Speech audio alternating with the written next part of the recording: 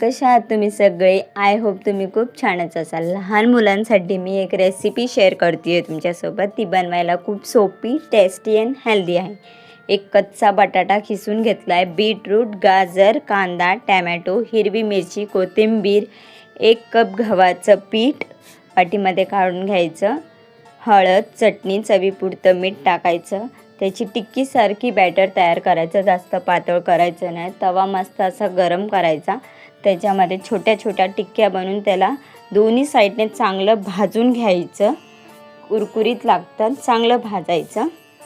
लहान मुलांसाठी ही रेसिपी खूप टेस्टी अँड हेल्दी आहे. तुम्ही पण एकदा नक्की ट्राय करा. अद्विकाला ही रेसिपी खूप आवडते, मला पण खूप आवडते. मी चायसोबत ट्राय करते. लहान मुलांना आपण चटणी वगैरे सोबत देऊ शकतो. भेटूया नेक्स्ट व्हिडिओमध्ये. बाय. लाईक करायला विसरू नका.